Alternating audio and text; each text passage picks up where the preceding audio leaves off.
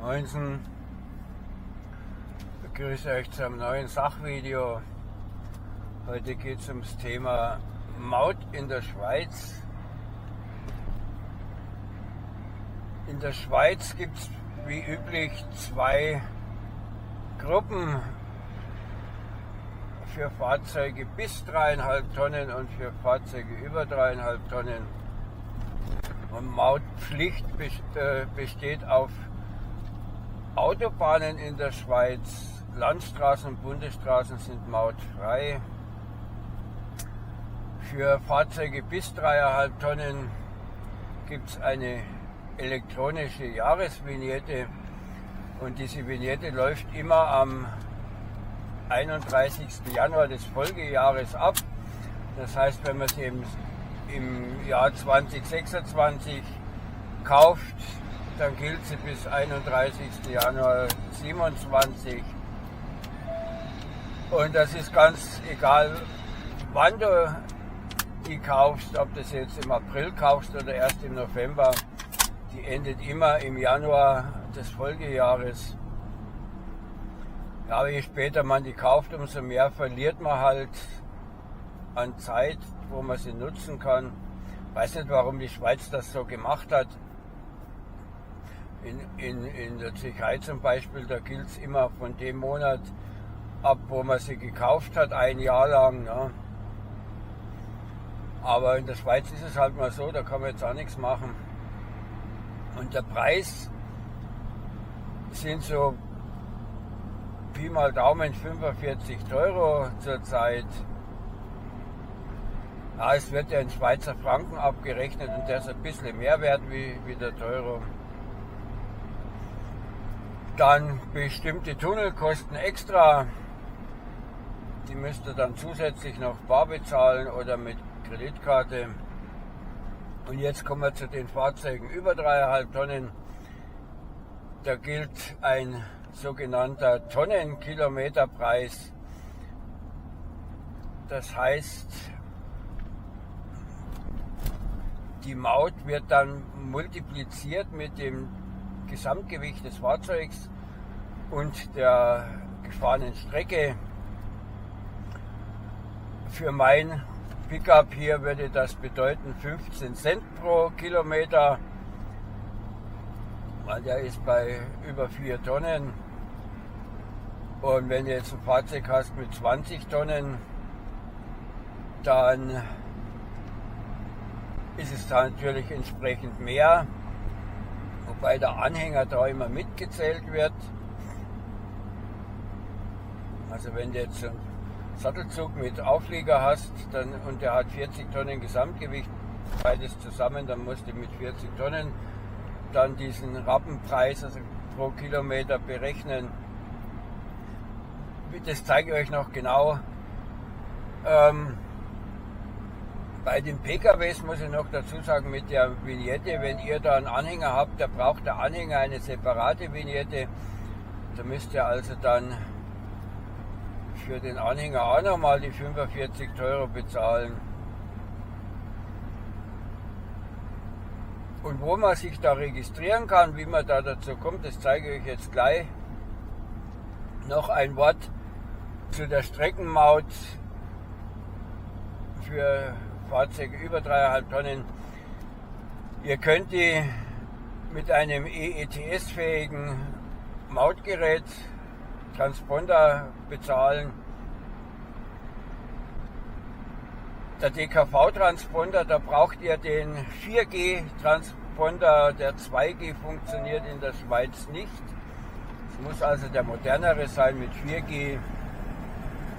Aber auch da gilt, die Tunnel müssen extra bezahlt werden. Bestimmte Tunnel, das sage ich euch gleich, welche Tunnel das sind, die könnt ihr aber zumindest dann mit der DKV-Kreditkarte bezahlen.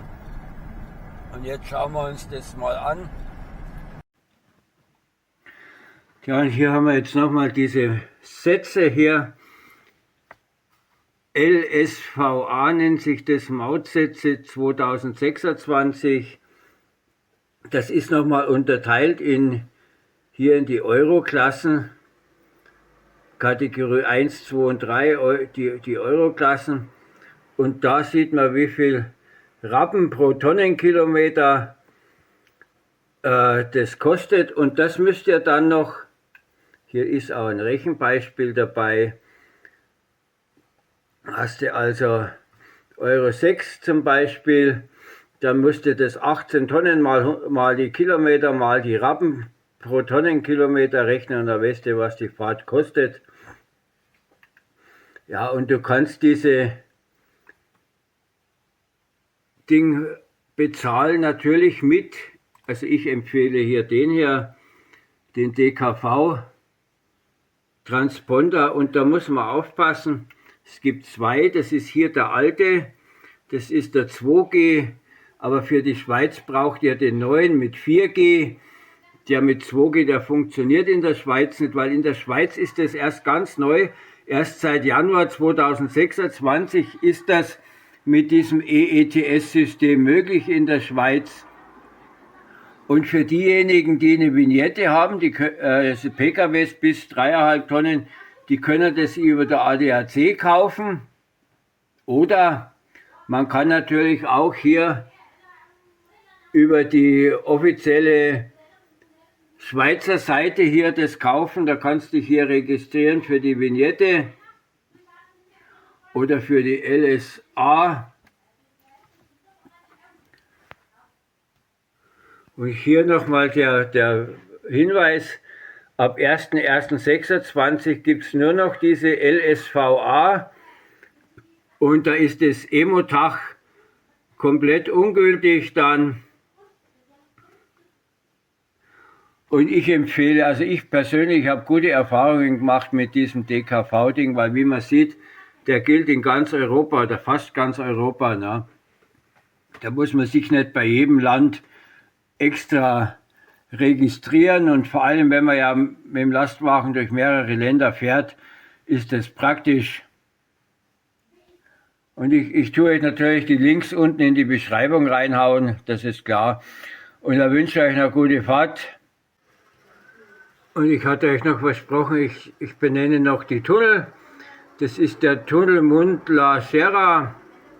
Und hier bis 3,5 Tonnen kostet der 15.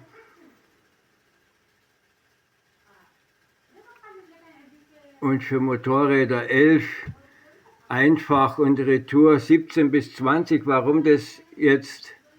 Ah ja, da hier steht es, im Winter sind die Tarife höher, und online, wenn du das buchst, gibt es billiger. Und dann der große St. Bernhard Tunnel, den müsst ihr auch noch extra bezahlen. Und das geht, da geht es wieder bei 3 Meter Höhe und über 3 Meter Höhe, und bei Pkw bis 2 Meter Höhe. Und diese Tunnel, die könnt ihr aber mit der DKV-Karte bezahlen. Und schreibt mir mal rein in die Kommentare, welches System ihr nutzt. Nutzt ihr das DKV, EETS, oder nutzt ihr ein anderes System? Und tut nicht vergessen, ein Like dazulassen und den Kanal zu abonnieren, falls ihr es noch nicht gemacht habt. Ja, danke, dass ihr dran geblieben seid bis zum Schluss bei dem Video. Jetzt gibt es noch von mir eine kleine Anmerkung im Abspann. Unterhalb vom Video in der Beschreibung, da findet ihr eine Liste mit Links zu Playlists in meinem Kanal.